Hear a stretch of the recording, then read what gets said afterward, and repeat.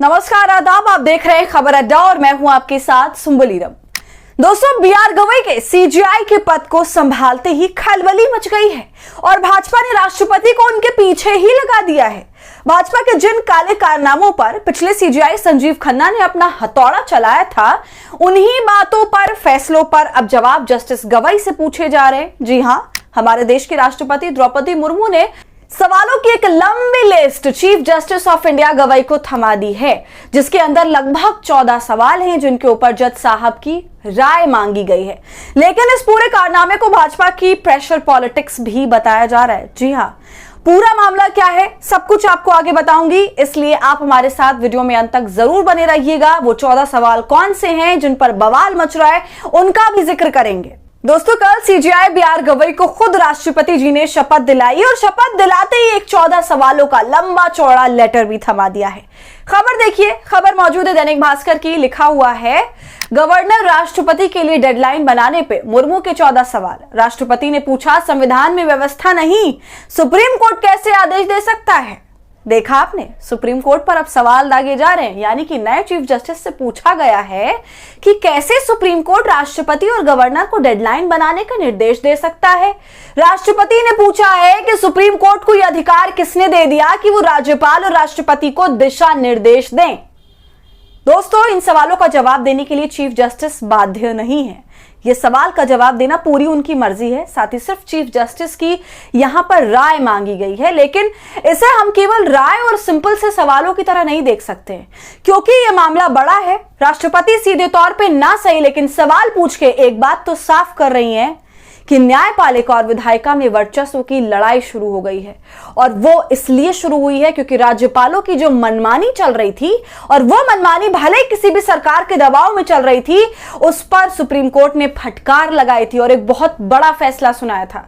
उस फैसले से पूरी की पूरी बीजेपी को दिक्कत हो गई थी, चाहे वो जगदीप धनखड़ हो, निशिकांत दुबे जैसे नेता हो या फिर किरण रिजिजू मंत्री।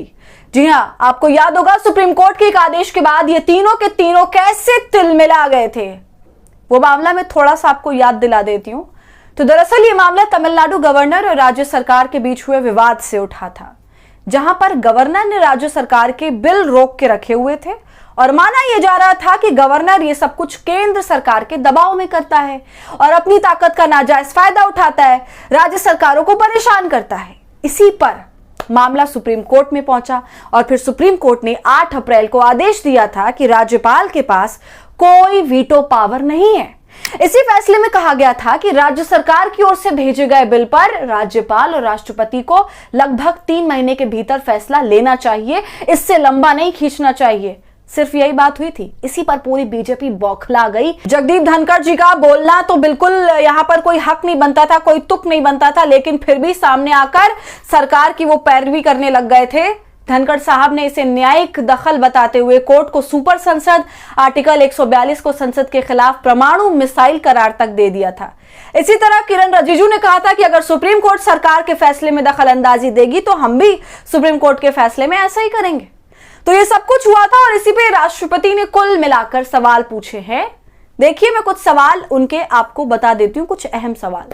बिल आने के बाद राज्यपाल के पास कौन कौन से संवैधानिक विकल्प होते हैं? क्या राज्यपाल के फैसले को कोर्ट में चैलेंज किया जा सकता है? राज्यपाल के लिए संविधान में अगर समय सीमा तय नहीं हो तो क्या कोर्ट ये तय कर सकती है?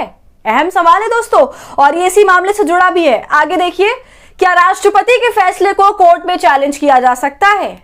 क्या अदालत राष्ट्रपति के फैसलों पर समय सीमा तय कर सकती है? क्या सुप्रीम कोर्ट की राय लेना राष्ट्रपति के लिए अनिवार्य है? राष्ट्रपति ने अनुच्छेद 142 से जुड़ा भी सवाल किया। उन्होंने पूछा कि क्या अनुच्छेद 142 के तहत राष्ट्रपति या राज्यपाल के संवैधानिक कार्यों और आदेशों का बदला जा सकता है? तो इस तरह के सारे सवाल राष्ट्रपति ने पूछ डाले और उनके ऊपर कोई जवाब नहीं मांगा है, राय मांगी है, मैं आपको बता दूं। लेकिन ये सारे सवाल एक तरह से ये कह रहे हैं कि क्या आप जो कुछ भी कर रहे हैं, क्या ये सही है? राय के नाम पर सुप्रीम कोर्ट को एक चेतावनी दी जा रही है। लेकिन दोस्तों, सुप्रीम कोर्ट के पास पूरा अधिकार है, उसकी मर्जी है, चाहे इस पर जवाब दे या ना दे। लेकिन अगर वो जवाब देते हैं तो ये देखने लायक होगा।